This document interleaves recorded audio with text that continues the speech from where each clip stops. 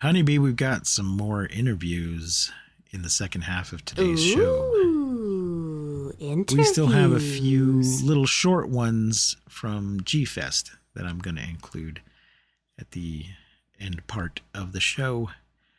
Now, my audio in some of them is messed up because there was a setting on our device that I did not have properly set.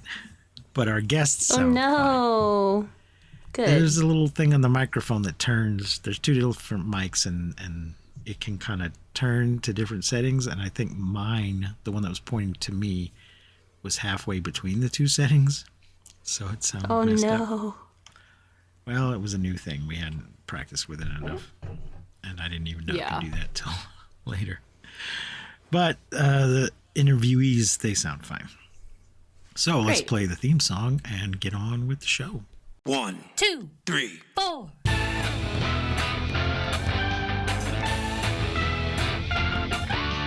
Monster movie. Fun time, go! Monster movie. Fun time, go. Monster Movie. Fun time. Go! Monster movie. Fun time, go. With Precious D and Honeybee. Fun time, go!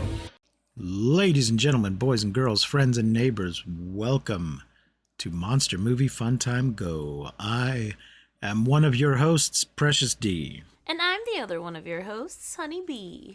Honeybee and I are two best friends that are making our way through the history of kaiju movies. We started in 1933 with King Kong, and today we are in 1996 with Tremors 2, Aftershocks. Dang. It's in color. It's 97 minutes. The budget was $4 million. I don't see what the box office was. Boo. I was curious. I'm assuming it made some kind of money because they kept making them. This is obviously the second in the Tremors franchise. It is followed by Tremors 3, Back to Perfection. The cast is Fred Ward, back again as Earl Bassett, Christopher Garton as not Kevin Bacon, Helen Shaver as Dr. Kate Riley, credited as Kate White. I don't know if that means Helen Shaver was listed as Kate White, which is weird. Michael Gross back also as Burt Gummer, Marcelo Tubert as Senor Carlos Ortega, also known as not John Torturo. Marco Hernandez as Julio, Jose Rosario as Pedro, and Thomas Rosales Jr. as Oil Worker. Honeybee, what are your opening thoughts on Tremors 2 Aftershocks? So, it's one of those things where you can't have the second one without the first one. Like, the first one definitely paved the way. But I will say, this one is a little bit funnier, I think. That is my, initial... Yeah, I think it's like... There are things I don't like about it, but I also feel like, and maybe it's too early to say this, but I also feel like it's kind of the last good one, since I haven't seen some of the, newer stuff, like the TV show and all that shit. Mm-hmm. But I remember this movie, I enjoy it for, the nostalgia of it. I'm glad Earl was in it, even though he's kind of like a grumpy guy this time, and I didn't initially like that. But, he comes around, whatever.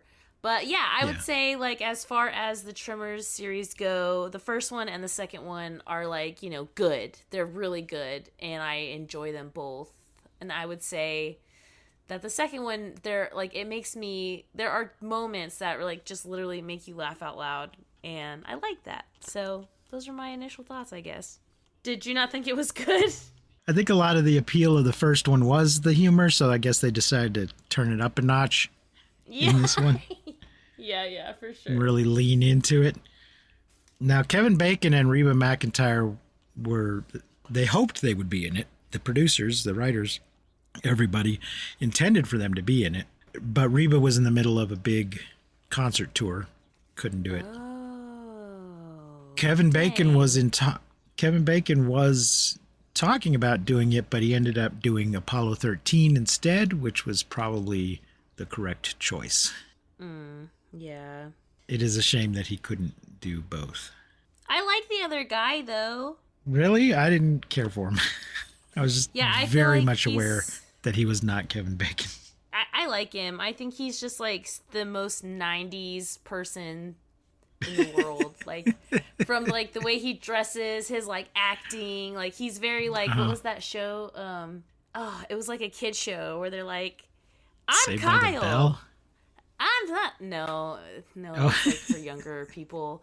But yeah, he was Okay. just, this was like his bucket hat and like his cargo short. Like he was just very like, I'm in the 90s. Hey, look how funny I am. Ha ha ha. Like, I don't know. I loved him. I thought he was great.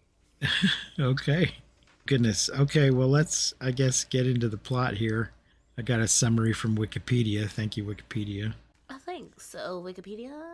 Years after the events of the first film, Val McKee has moved away and married Rhonda LeBeck. You know what? They don't actually ever say that.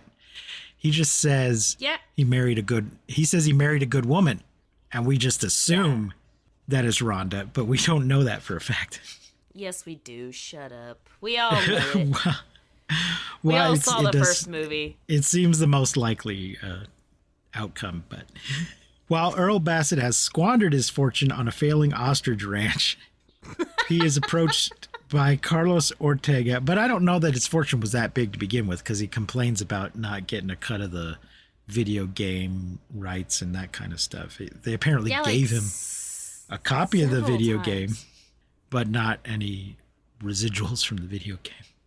Yeah. It's a big, it's not a, I don't mean a copy that to play on your PlayStation. It's a full arcade game there in his living room.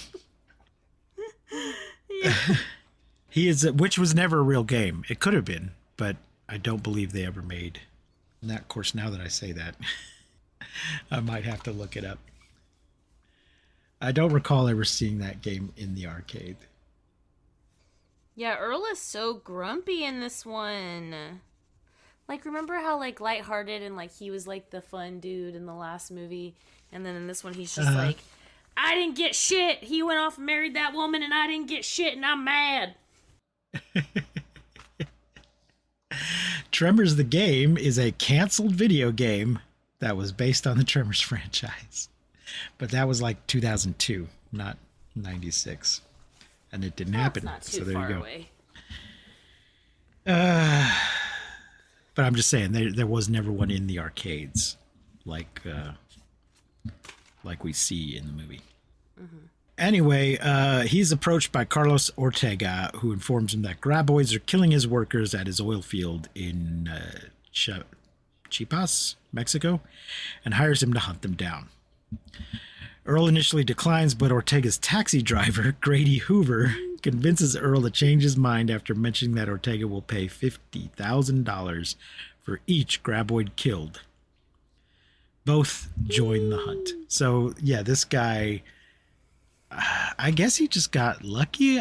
He's a big fan of Earl, and but I think it was just chance that he happened to be the taxi driver that took this guy out there. I don't think there's any way he could possibly have planned it, but he ends up convincing him and getting him to bring him along. Yeah. Also, at the beginning of the movie, there's like, we see the first death of like the guy in the oil field who, basically in the first like 5 minutes gets eaten by a graboid, and it's really freaking cool. Like, he's actually inside the mouth. It like comes out of the sand, grabs him, and it's a super cool like death, like super neat. First one we get to see. It's in the first 5 minutes, so I loved it. I loved that he was like actually in his mouth. It was super neat. Yeah, that poor guy. He's doing the trying not to walk on the ground thing and make vibrations. Mm-hmm. First walking on some like pipes or something, and then jumping up on the barrels. The Graboids look just as good as they did in the first one in this, I think. Yeah, totally. If not better. Upon arrival, Earl learns the company would pay him double if he caught one of the creatures alive. He also meets geologist Kate Riley, her assistant Julio, and a mechanic named Pedro, all of whom are scientifically investigating the Graboids. So we get another geologist. I guess maybe the original script might have had Rhonda in this part. I don't know. Though, before we get to this part, whenever the kid is convincing him that they're gonna like go do this thing, like go graboid hunting, he sees there's in his house there's a picture of like a Playmate centerfold, and he's like, yeah, that's Miss October from 1974, blah blah blah, and that becomes important later with this Kate, with the geologist. Okay, is that her? I missed that. Yeah, it is her, but he doesn't know that until the end of the movie. And I'm like, you're telling me that you didn't recognize this? She's been on your wall in your house. Right. This October, 1974. Yeah, she's there to remind me not to keep chasing after things I'm never going to get. And he's like super bitter and super angry in the beginning. Yeah. And he's like just grumpy. And then like later on, at the end of the movie, he's like telling the girl, you know, he's like, I've never met a woman who can handle her own like the way you do, and you know, I think it's more important to be able to handle your own than to look pretty. And she's like, oh really, come on. And he's like, no, I mean, you look great. And she's like, yeah, I used to be a model. One time I was even a Playmate. And he was like, he looks at her and he's like, Miss October 1974. And then she does the pose. She gets on all fours and like looks over her shoulder and does the same pose from the picture. And then they just like, like laugh about it. I don't know how I missed that. Or, I don't either. I cannot believe just went in one ear and out the that. other. Maybe I was taking notes. Guess. I don't know what the fuck I was doing. I don't either, but I was like, you didn't recognize her this whole time? Right. Anyway, I can't see anything in here about, because the fact that she's a geologist and Rhonda was a geologist makes me think that originally this was supposed to be Rhonda. I can't see anything about her declining to be in it, but it might just be, well, once they had Kevin Bacon, they had to write her out. If Kevin Bacon's not here because he's married to her, then she can't be here either. So we'll just make up this new character, because that would have made a lot of sense for Rhonda to be the one that's working as a geologist for this oil company, and then to call them to find out about the Graboids and call her friends in. Yeah. You know, I think though, no matter alternate what, universe version. They kind of need the geologist because of like it's underground and the rocks and blah blah blah. So I think it would make sense either way, whether it was her. Yeah. Probably, you know, just another crew that they need. I am seeing that the production almost got shut down, and then a lot of the people involved, actors and effects got people offered to lower their rates or do their jobs for free just to help the movie get produced. Whoa. Including the director, who offered to direct the film for free to save money on hiring another director. What? Damn. Talk about a labor of love. Yeah. Well, and I guess they had some, you know, the first one didn't do that good, but it did well on home video, and they probably all felt that this would be the same. That it'll make its money eventually. Anyway, Earl and Grady begin systematically killing the Graboids by using remote-controlled cars rigged with explosives. Though their strategy seems to work, the vast number of Graboids overwhelms them, and Earl enlists the help of Burt Gummer, who arrives with a deuce-and-a-half truck loaded with firearms and explosives. Burt! Yeah, there was only, 3 in the first movie? Yeah. And I lost track of how many were in this one. There's 8 big ones, and then 3 babies come out of them per. Well, I think there's 24 to start or something like that, and then they kill all of them but 8. So there's 8 left, and then those 8 have 3 babies apiece, and then those babies start multiplying. So really, they're endless. But as far as like the actual Graboids that make it to like the middle of the movie, there's 8, but I think they kill like 24 or something like that. Right. Also, can we talk about how Earl says scissor, rock, paper instead of rock, paper, scissors? Like, for fuck's sake. That. Why? That bugged me on 2 levels. 1, that Grady didn't know what he was talking about. Yeah. And 2, that he said it in the wrong order. I'm like, I don't Just believe doesn't have either the of these. Same ring. Yeah, nobody says scissors, rock, paper, and everybody knows what it is. Nobody if it's not like he was a 5-year-old or a 10-year-old. And he like doesn't understand the game. Like even towards the end of the movie, he still doesn't know how to play it. Like, are you serious? Yeah, he thinks Get your shit together. he thinks, oh, I win because I threw scissors and that one last time. No, rocks beats scissors. You. And then at the end, he gets paper, and he's like, yeah, I won. And then he's like, no, rock squishes paper. And then, like, 5 minutes later, he looks at Bert, and he's like, wait, he's like, rock covers, or paper covers rock, doesn't it? And Bert's like, yep, every time. And he's like, damn it. That is unfair. If you do run into someone that doesn't understand it, you have to explain the rules properly. That's not okay. If they had thrown Lizard and Spock in there, they never would have. The guy's head would have exploded. Anyway, so Bert's just sitting at home lonely and claims that what's her name? Reba, I can't remember her character's name. Heather is visiting her sister. Still visiting her sister, he says. But later on admits that she's never coming back. Also, Bert has a graboid head on the wall like you would like a deer or like a buffalo. Right. Well, there's like, first they show us something normal. I think it is a deer. And then they pan right and we see a graboid head on the wall, which is pretty awesome. And I want to know who ended up with that prop. Who's got that prop in their house? Because you know somebody does. That is the only animal head that I want hanging off my wall.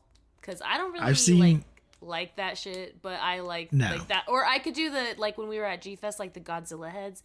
Those were so cool. I've seen dragon ones for sale. Not in person, but I've seen them for sale. Like for D&D. Yeah, that's badass. So anyway, the Mexican government is supplying them with guns and equipment and explosives, but isn't doing anything themselves. Which it really seems like it should be their job. The Mexican army, specifically, is giving them this stuff. And I'm like, why isn't the Mexican army dealing with this? I don't know. The next day, Earl and Grady are surprised by one of the graboids, causing them to drive backwards in a panic and crash the truck into an inclined ditch. Returning to where they saw the graboid, Earl and Grady find that the creature looks sick and non-aggressive, with all its tentacles mysteriously dead. Realizing they have one of the creatures alive, which Ortega offered at $100,000 if accomplished, they call Pedro to come and pick them up along with the graboid. However, the graboid later begins making horrific and painful sounds and is soon found dead with a huge hole torn open into its body. This all looked really good. It looks really great.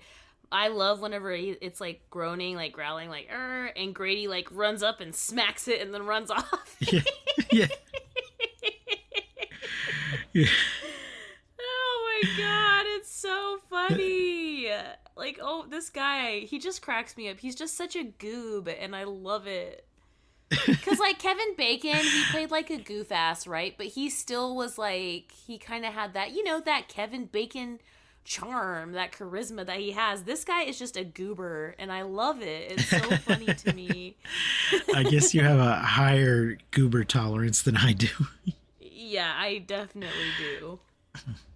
They see Pedro's truck approach from the distance, but it suddenly stops, prompting Grady and Earl to investigate and discover the truck's destroyed engine, as well as Pedro's remains. They make their way to a nearby radio broadcasting building. Pedro's remains are just his arms. Oh, yes, was so his crazy. Still clutching part of the truck. Yes! Oh my god, oh man, I was like, my jaw dropped. I had totally forgotten about that part. I don't know how, but I was like, oh no! Pedro! His arms. That was so good. They make their way back to a nearby radio broadcasting building, which has similarly been destroyed, only to be met by strange bipedal graboid-like creatures. Earl successfully kills one. Yeah, which I have questions about. Earl successfully kills one as it charges him, but the two flee in a car they had found as more of the creatures arrive. Meanwhile, Bert's truck is ambushed by a pack of these new creatures while returning to base. Yeah, they split into two teams, I guess. Well, Bert goes off to kill stuff in one direction, and they kill stuff in the other, and Bert's doing pretty well. In fact, he's caught up with them as far as number of monsters killed. Bert is like, even Bert says like that's the reason why Heather left him was because he was like so like gung ho, like he needed the end of the world, like he needed this fight basically, this apocalypse type shit. Because he didn't take when the Soviet Union fell apart, he didn't take it well because he didn't have an enemy to be prepared for anymore. His meaning in life had gone away. Yeah, and she was like, I can't do this anymore, Bert. I'm going to visit my sister forever. Anyways, Bert, he brings these, what are they? RMEs, ready to eat meals or something like that. REMs. Yeah. MREs, meals ready to eat. Yeah, MREs. Thank you. And they have all this stuff in them, right? And like food and toilet paper. And there's this one point where he gives them. He's like, "You guys can't just be eating that shit. That's bad for you." He's like eating a chip or something. He's like, "Here, I brought these. Take them." And they're driving off, and Earl's like, "Oh, this shit tastes like toilet paper." And Grady's like, "Earl, it is the toilet paper." And I'm just like, the comedy in this is so like shticky, and it's just so funny. I just love it so much. It just made my little heart so happy. And the thing about that scene that I appreciated is that even though Bert is this kind of crazy survivalist, he's also generous. He wants other people to survive as well. So he's like, I have enough. Take some of mine. You need them, rather than these are mine. Get your own survival stuff. It's mine. He wants others to do well, also. Yeah. So I even though he's a appreciated little that. It gave him another level. You know, he's not just all one thing. Also, the following morning. Oh, go ahead. Yeah. Question. Is Shasta a real soda? Yes. Really? I was like, what is their soda? I'm like, Shasta? I've never heard of that. We used to get it fairly regularly when I was a kid, or I would see it at, like at a party or a gathering or something. Somebody might have had it. Is it like a cola? Like a Coke flavor? It's a brand. It's a brand. It's not just one flavor. Oh. So. Okay. Huh. That's weird. I'm not finding it on the internet. Maybe I'm spelling it wrong. Here we go. Shasta soft drink. ShastaPop.com. Ooh. I guess it still exists. Nice. Mount Shasta soft drink. Here we go. So yeah, there's Shasta Cola, but there would also be like a Shasta Lemon Lime or orange or root beer or whatever. Apparently it was first, ginger ale was their first flavor. Okay. Love but me they some make ginger ale, baby.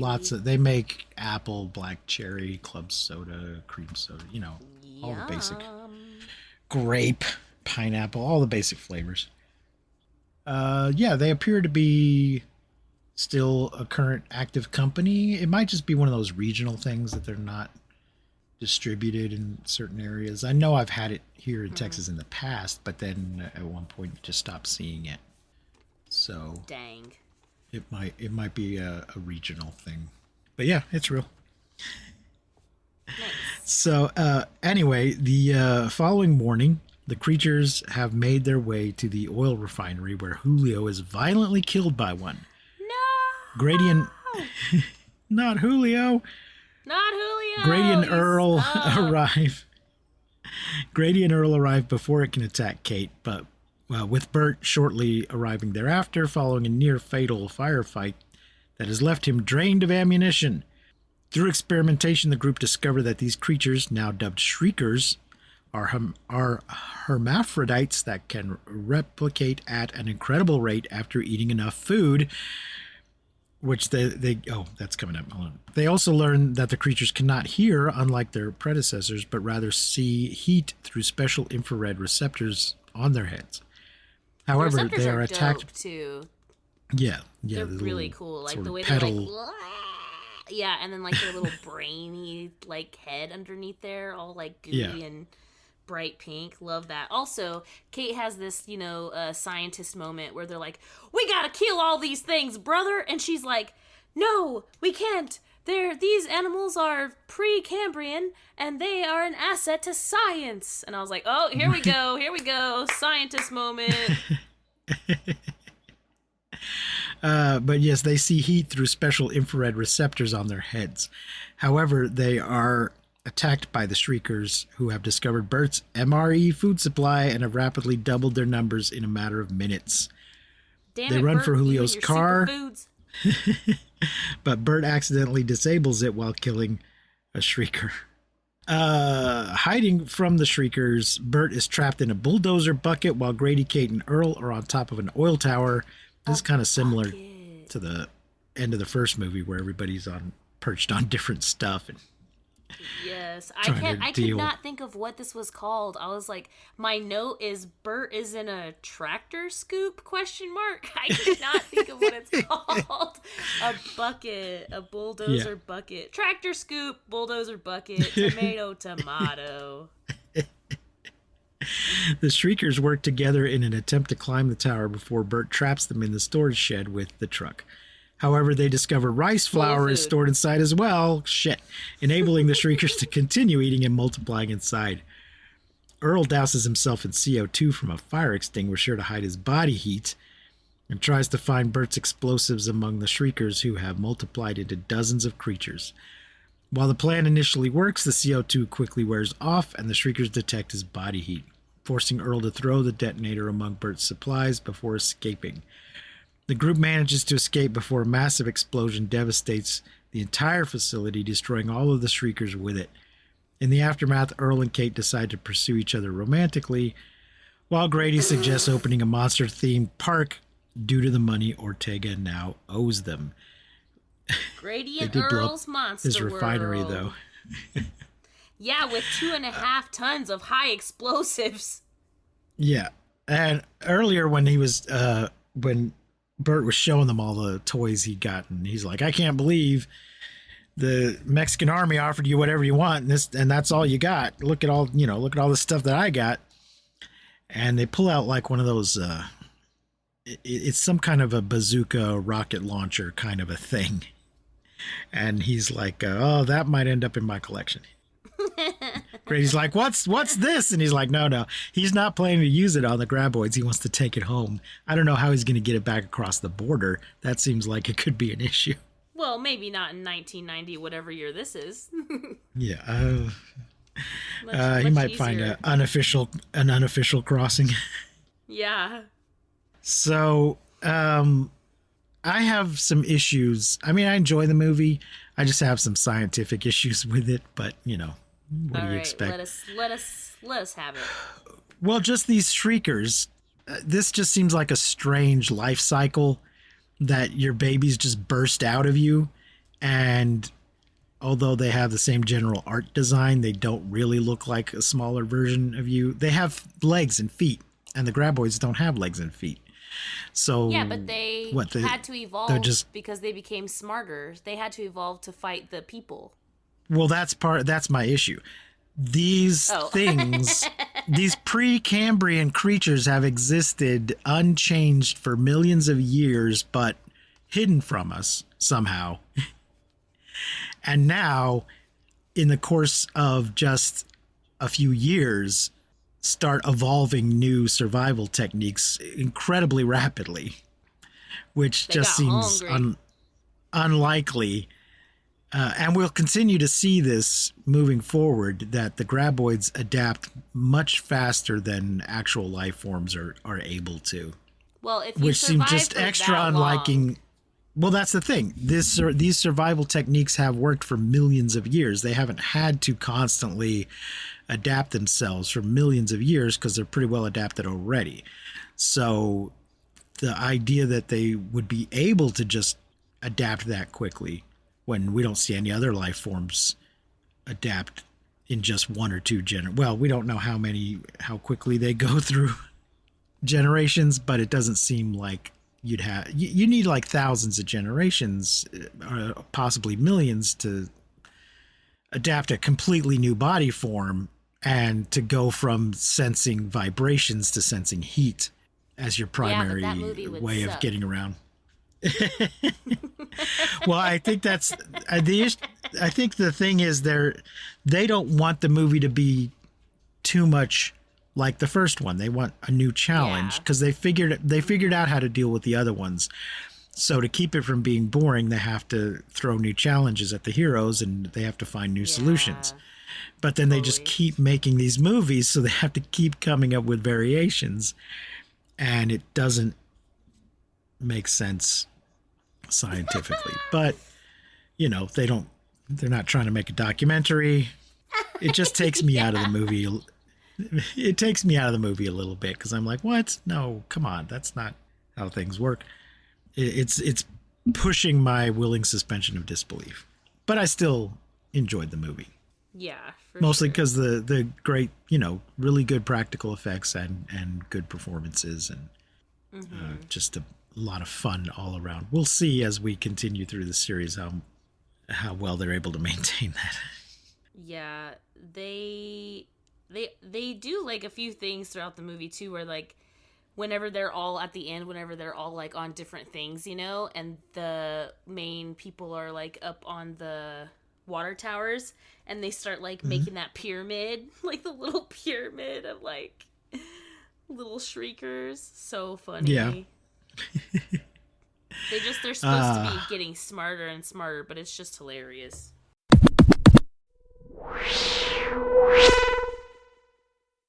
This is TJ Storm, and you're listening to Monster Movie Fun Time Go. Bye.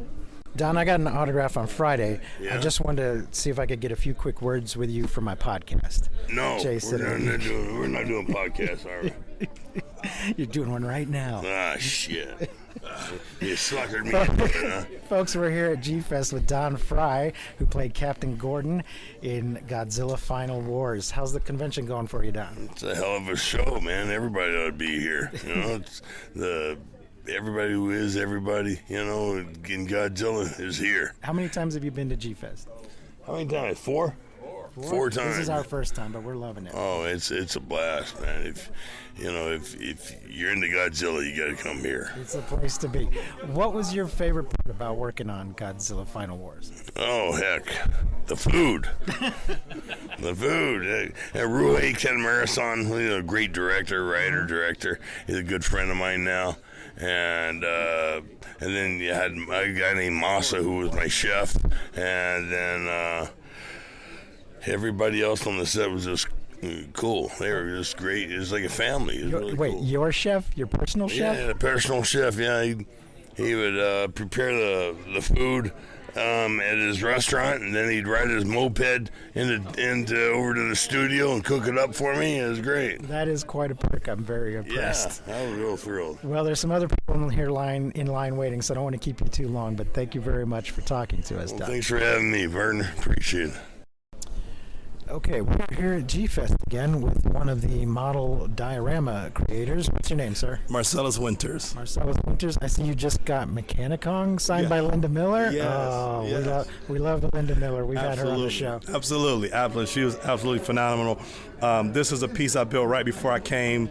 I wanted to do the King Kong in the lair, and when I saw her, I'm like, who better not to go in and sign this for me? And I didn't even know she was coming when I brought it. So it kind of worked out. Yeah, we interviewed her in our first year, so when we knew she was going to be here, we were very excited to meet her in person. Absolutely. Because it was just over the air. So what got you into doing this kind of work? Oh man, I've been a pastor for 30-something years, and just wanted the outlet. I've been loving Godzilla for years, and saw a Leslie Chambers video, and I started collecting. Been a collector for 3 years as an outlet, just to have some fun. I came to G-Fest last year. Somebody told me about the kits. I put on grabbed some kits while I was here. I built 2 kits, the King Kong that was in there, the 62, and a Godzilla 75 that was in there, and it went viral. And from there, from just 1 year to now, I won the People's Choice Award for Best Setup in G-Fest. So I was excited. For that whole big thing we saw in there? Yeah, that was just... That whole side of the wall? Yeah, with it. yes. Okay. And that was just... Those was only pieces of... the actual diorama is 50 feet long in my basement. And so those was just parts of it that I brought in. And last year was my first G-Fest. I brought a Gargantua setup and a Clash of the Titans setup. And it brought so much attention to the room. They asked me, can I fill a whole wall this year? And so I hope I did them pretty good. I hope I did them proud. You did. You really did. I also at some point got to hear you talking about kind of making them with some other people. You know, I was kind of in the group. And I heard you talking about using Barbie eyes, which is so funny because we just recently had a conversation. That was right. Oh, my God. The first kit I got, it was the King Kong 62 that everybody loved in there. I did the King Kong versus Godzilla versus Kong diorama.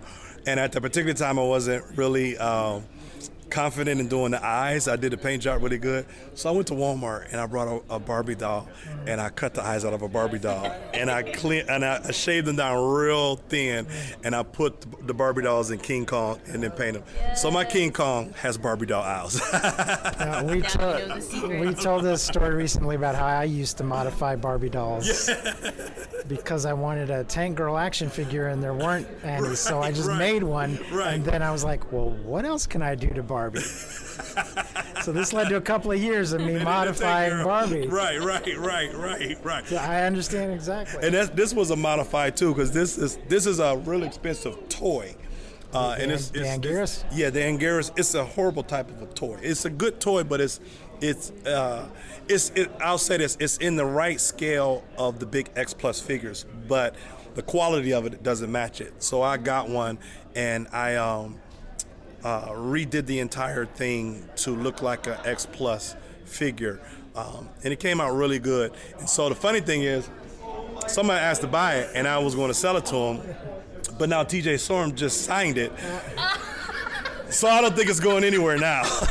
Or you could sell it for even more. Right. Or the price goes up on it. So, yeah. I think I am. Oh, my. Well, it's beautiful. My father does model trains. It's a little similar. Yeah. It takes up a lot of space. Absolutely. And the model trains, that's what got me into building the city. I didn't just want to put the stuff on the shelf. So what I did was I started learning in scale, old scale with the trains and stuff, and that's how I ended up building the city, learning the different things with the city with the trains. So I had to learn trains because nobody taught me. So I learned trains to figure out how to scale the buildings. And so now there's an actual Amtrak train that runs to the 50th Center anyway. Those kaijus have a tendency to grab a train car. Absolutely. So you got to have one going through there. Right, and I got a whole Amtrak that runs through there. So, I mean, I learned it by the train, so I got to put one in there. So, yeah, so a lot of fun. Thank you so much for talking to us today. We appreciate it. Thank you so much. Thank you. I really appreciate it. We appreciate it too. You're so talented. Absolutely. So sweet. Thank you so much.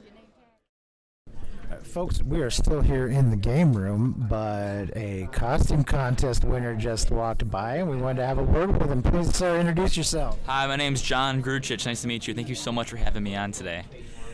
You were the Gabra costume? Yes, that's correct. Gabra. That's the bully from, what is the movie? Killer's Revenge. Yeah, the bully monster, a blue toad monster who bullies Minya. But yeah. Everybody hates Gabra, but it was a great costume. We saw it last night. I'm not sure we got some video of it. I lost power, but it looked really good, and it's a nice looking trophy here. Thank you so much. I appreciate it. Put a lot of time and effort into it. A lot of love and anger went into it too, but in the end, I was so happy with the outcome. But yeah, it was all just made out of a base of foam, just like regular mattress foam, carved and cut with scissors and glue.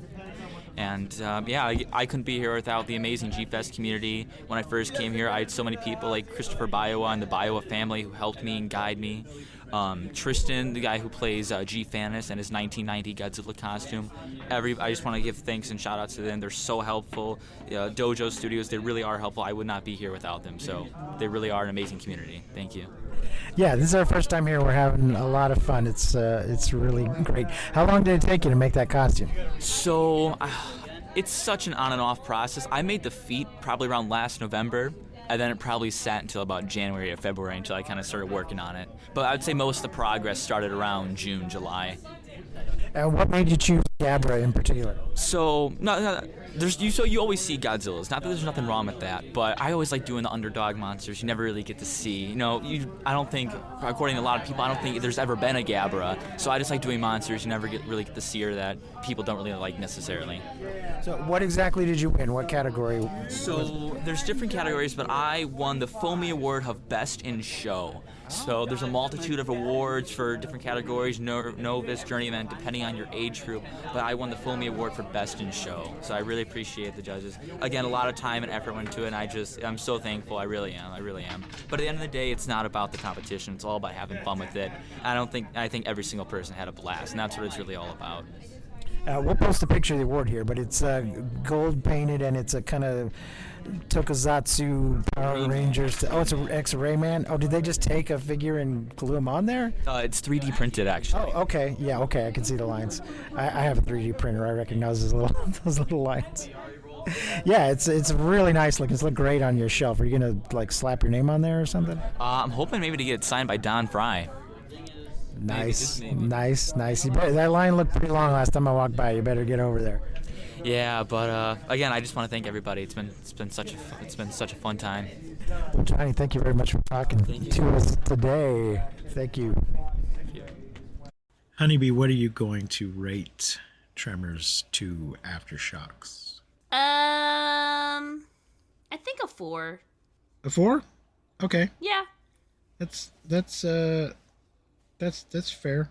Yeah, I'm pretty sure that's what I rated the first one, and I feel pretty much the same about this one. This one does make me laugh, just because of how absolutely goofy it is, and the kind of the melodrama of the comedy. Just everything is so silly and so dramatic, and I just love it so much. And it's kind of a nostalgia thing too, so I think a 4 for me. What about you? Well, I didn't like it as much as the first one, but I'm going to give it a 4. I can't remember if I think I gave the first one a 5. Yeah, you did. I'm not sure. So then that seems fair. Yeah. I'll give it a 4. Also, I think that there should be a Grady and Earl's Monster World. And it's funny too because he's talking about this the whole movie, and when they go through the truck train situation, or truck chain situation, Grady's like, that's gonna be my first ride in the amusement park. And I just love it so much, and I really want it to happen. You get dragged around in a truck, in the back of a truck.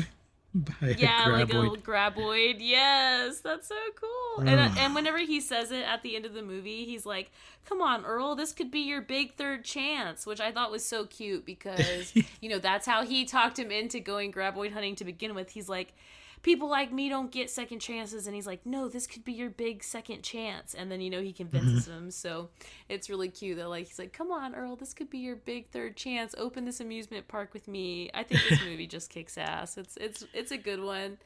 It's a good one. Earl should probably put his money in just a nice, safe money market account and just try to live rather than taking a big chance on a big risky thing, but that's probably not going to happen.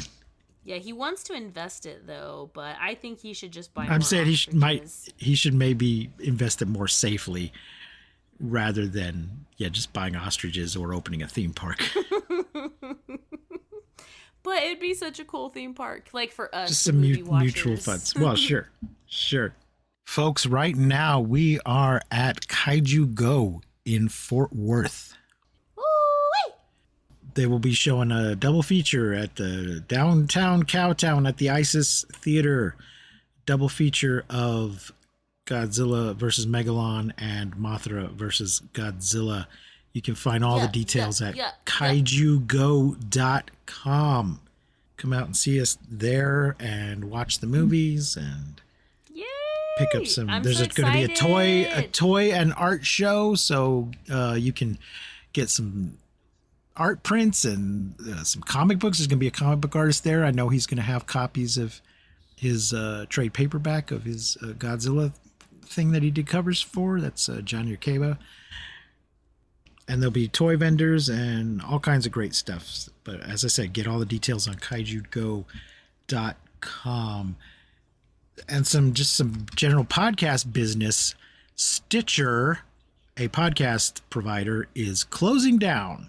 And I paid for Stitcher Premium. So if you listen to us on Stitcher, please go to Spotify or Apple Podcasts or any other number of things. We're on all the things, but please go subscribe to us on some new thing. I mean, otherwise you're just not going to be able to listen to any of your podcasts. But I just want to, if people haven't been paying attention, give you a heads up there. Stitcher is going away at the end of this month. Dang. So do you get any of your money back? I don't think so. I'm not sure how. I don't remember exactly when it was my subscription started. So I don't know if I'll get a partial refund. I'm not sure how much. I doubt it. How much was left? Yeah. But yeah, it was like a $30 for a whole year. It wasn't like a month by month thing. Well, so shit. yeah, I don't know what they're gonna do about that.